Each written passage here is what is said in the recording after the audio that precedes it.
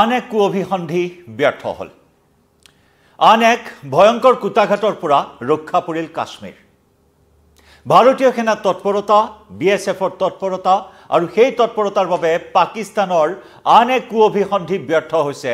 এই মুহূৰ্তত ডাঙৰ খবৰ, যি সময়ত ভাৰত আৰু পাকিস্তানৰ মাজত উত্তেজনা বৃদ্ধি পাইছে, যুদ্ধৰ পৰিৱেশ, যুদ্ধৰ যুযুধান ৰূপ, পাকিস্তানে ধাৰাসাৰ আক্ৰমণ কৰিছে ভাৰতক আৰু প্ৰতিটো আক্ৰমণে ভাৰতে চুৰমাৰ কৰি পেলাইছে। কোনো এটা আক্ৰমণেই সফল কৰিবলৈ সক্ষম নহল পাকিস্তান। ভাৰতৰ শক্তিৰ সন্মুখত তিষ্ঠি থাকিব নোৱাৰিলে। কালি নিশা 40-50 মিনিট জোৰা এক দীঘলীয়া আক্ৰমণ চলিছে ভাৰতৰ ওপৰত পাকিস্তানৰ, আৰু সেই প্ৰত্যেকটো আক্ৰমণ ব্যৰ্থ হোৱাৰ পিছত আন এক কুঅভিসন্ধি ৰচনা কৰিছিল পাক সমৰ্থিত কুখ্যাত সন্ত্ৰাসবাদী সংগঠন জেইচ-ই-মহম্মদে। এক ভয়ানক কুটাঘাটৰ পৰিকল্পনা কৰিছিল আৰু সেই কুটাঘাটো ব্যৰ্থ কৰি তুলিলে ভাৰতীয় নিৰাপত্তাৰক্ষীয়ে। বিএছএফৰ জোৱানে গুলীচালনা কৰি হত্যা কৰিলে, নিধন কৰিলে 7টাকৈ জেইচ-ই-মহম্মদৰ সন্ত্ৰাসবাদীক। আত্মঘাতী কুটাঘাটৰ পৰিকল্পনাৰে জম্মু কাশ্মীৰত প্ৰৱেশৰ চেষ্টা চলাইছিল, অনুপ্ৰৱেশৰ চেষ্টা চলাইছিল, আৰু তেনে সময়তে নিধন হ'ল 7টাকৈ জেইচ-ই-মহম্মদৰ সন্ত্ৰাসবাদী। নমস্কাৰ প্ৰিয় দৰ্শক, মই জয়ন্ত মাধৱ গোস্বামী আপোনাক স্বাগতম জনাইছোঁ নিউজ 18 অসম নৰ্থ ইষ্টৰ ডিজিটেল লাইভলৈ। আৰু ডিজিটেল লাইভত এনেকুৱা এটা স্পৰ্শকাতৰ খবৰ লৈ আহিছোঁ আপোনালোকৰ সন্মুখলৈ। সমগ্ৰ স্পৰ্শকাতৰ অঞ্চলসমূহত নিৰাপত্তা অধিক বৃদ্ধি কৰা হৈছে। কেইবা খলপীয়া নিৰাপত্তা বেষ্টনী গঢ়ি তোলা হৈছে। পঞ্জাৱ, ৰাজস্থান, গুজৰাট, চণ্ডীগড়, বিভিন্ন স্থানত স্পৰ্শকাতৰ স্থানসমূহত ব্লেক আউট ঘোষণা কৰা হৈছে। চাইৰেন বাজিছে, নিৰাপত্তা কটকটীয়া কৰি তোলা হৈছে। বাছ আস্থান, ৰেলৱে ষ্টেচন, বিমানবন্দৰ ক'তো একো বাকী নাই। তন্নকৈ বোমা বিশেষজ্ঞৰ দলসহ আৰক্ষীয়ে টহল দিছে, কটকটীয়া বেহু গঢ়ি তুলিছে নিৰাপত্তাৰ।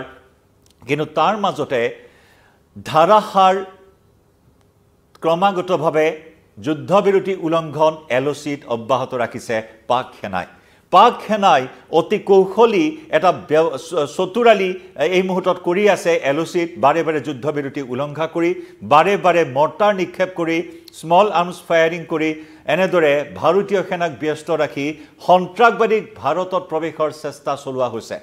পাক সেনাই সীমান্তত ভাৰতীয়ক ব্যস্ত ৰাখি সীমান্তত থকা নিৰীহক আক্ৰমণ কৰি, গুলীচালনা কৰি সন্ত্ৰাসবাদীক জম্মু কাশ্মীৰত প্ৰৱেশৰ বাট বিচাৰি আছে।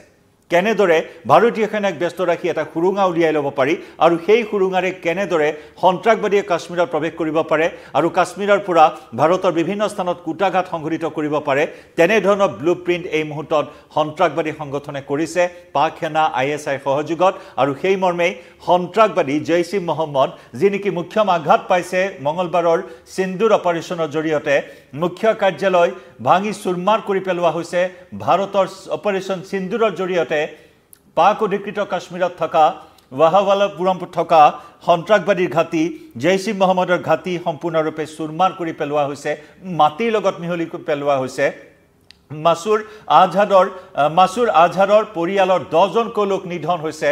মাছুৰ আজহাৰৰ পুত্ৰৰ দেহৰক্ষী মৃত্যুমুখত পৰিছে। জেইচ-ই-মহম্মদৰ এজন শীৰ্ষ নেতা আব্দুৰ ৰৌফ আজহাৰ মৃত্যু হৈছে ভাৰতৰ আক্ৰমণত, আৰু তাৰেই প্ৰতিশোধ তুলিবৰ বাবে এনেদৰে ভাৰতত প্ৰৱেশৰ চেষ্টা চলাইছিল 7টাকৈ জেইচ-ই-মহম্মদৰ কুখ্যাত সন্ত্ৰাসবাদী। কিন্তু ভাৰতীয় নিৰাপত্তাৰক্ষীৰ চকুত ধূলি দিবলৈ সক্ষম নহল। BSFক ইতিমধ্যে মোতায়েন কৰা হৈছে গুৰুত্বপূৰ্ণ স্থানসমূহত সীমান্তৰ, যিফালে সন্ত্ৰাসবাদী প্ৰৱেশ কৰাৰ সম্ভাৱনা থাকে সেই স্থানসমূহত BSF জোৱান মোতায়েন কৰা হৈছে। বৃহৎ সংখ্যক BSFৰ জোৱানে টহল দিছে বৰ্তমান সীমান্তত, যাতে কোনো এটা সুৰুঙাৰে, কোনো এটা ছিদ্ৰৰে সন্ত্ৰাসবাদীয়ে প্ৰৱেশ কৰিব নোৱাৰে ভাৰতত, জম্মু কাশ্মীৰত। তাৰ ওপৰত চোকা দৃষ্টি ৰাখিছে, তীক্ষ্ণ নজৰ ৰাখিছে। আৰু সেই মৰ্মে 7টাকৈ জেইচ-ই-মহম্মদৰ সন্ত্ৰাসবাদী অনুপ্ৰৱেশৰ চেষ্টা চলাইছিল কাশ্মীৰত। আৰু তেনেতেই দৃষ্টিগোচৰ হ'ল BSF জোৱানৰ, আৰু তাৰ পিছত প্ৰচণ্ড গুলীবৰ্ষণত থকা সৰকা হ'ল 7টাকৈ জেইচ-ই-মহম্মদৰ সন্ত্ৰাসবাদী। কাৰণ অনুমান কৰা হৈছিল, ভাৰতীয় চোৰাংচোৱাৰ হাতত তথ্য আছিল যে এইবাৰ বিভিন্ন পন্থাৰে ভাৰতক বলে নোৱাৰি আত্মঘাতী কুটাঘাটেৰে ভাৰতত কুটাঘাটৰ পৰিকল্পনা ৰচনা কৰিছিল ISI, পাক সেনাই আৰু সন্ত্ৰাসবাদীয়ে। আৰু সেই মৰ্মে জেইচ-ই-মহম্মদৰ এই 7টাকৈ আত্মঘাতী কুটাঘাতকাৰী আত্মঘাতী সন্ত্ৰাসবাদীক প্ৰেৰণ কৰা হৈছিল যিকোনো গুৰুত্বপূৰ্ণ স্থানত আত্মঘাতী বিস্ফোৰণেৰে কুটাঘাতৰ পৰিকল্পনা কৰাৰ তথ্য আছিল চোৰাংচোৱাৰ হাতত আৰু সেই মৰ্মে হস্তম হৈ আছিল সীমান্তত বিএছএফ জোৱান আৰু তাৰ পিছতে বিএছএফ জোৱানৰ এক সফল অভিযান জেইছ ই মহম্মদৰ আন এক পৰিকল্পনা ব্যৰ্থ কৰিবলৈ সক্ষম হ'ল ভাৰতীয় সেনা জোৱান নিৰাপত্তাৰক্ষী গতিকে স্বাভাৱিকতে এতিয়া অত্যন্ত গুৰুত্বপূৰ্ণ অত্যন্ত স্পৰ্শকাতৰ হৈ পৰিছে কাৰণ এতিয়া কোনোফালে পাকিস্তানৰ বাট নোহোৱা হৈছে না জল না থল অৱস্থাৰ সৃষ্টি হৈছে পাকিস্তানৰ কোনোফালে ভাৰতক বলে নোৱাৰি দিশহাৰা পাকিস্তানে এতিয়া যেনেকৈ নহওক ভাৰতৰ ওপৰত প্ৰতিশোধৰ এই ধৰণৰ এটা পৰিকল্পনা অভিসন্ধি ৰচনা কৰাৰ তথ্য ভাৰতীয় চোৰাংচোৱাই লাভ কৰিছে আৰু সেইবাবে বৰ্তমান পঞ্জাবৰ বিভিন্ন স্থান অমৃতসৰ জলন্ধৰ গুৰদাসপুৰ বিভিন্ন স্থানত কটকটীয়া নিৰাপত্তা বেষ্টনী গঢ়ি তোলা হৈছে ৰাজস্থান জয়সালমেৰত কটকটীয়া নিৰাপত্তা বেষ্টনী গঢ়ি তোলা হৈছে গুজৰাটৰ ভুজ অঞ্চলত কটকটীয়া নিৰাপত্তা বেষ্টনী গঢ়ি তোলা হৈছে মুঠৰ ওপৰত কোনো যাতে সুৰুঙা ৰৈ নাযায় সকলো সুৰক্ষামূলক ব্যৱস্থা এক্টিভেট কৰি তোলা হৈছে ভাৰতৰ এয়াৰ ডিফেন্স সিস্টেম প্ৰতি মুহূৰ্ততে এক্টিভেট কৰি তোলা হৈছে এক্টিভ মোডত আছে আৰব সাগৰত আইএনএছ বিক্ৰান্ত যি আইএনএছ বিক্ৰান্তৰ পৰাক্ৰম আৰু সেই পৰাক্ৰমত কৰাচী বিমানবন্দৰ তছনছ হৈ পৰিব মুঠৰ ওপৰত অৰ্থনৈতিকভাৱে আনহাতে সকলো ফালৰ পৰা কূটনৈতিকভাৱে সকলো ফালৰ পৰা এই মুহূৰ্তত এতিয়া প্ৰচণ্ড চাপৰ মাজত আছে পাকিস্তান য'ত নেকি প্ৰধানমন্ত্ৰী শাহবাজ শ্বৰীফৰ এতিয়া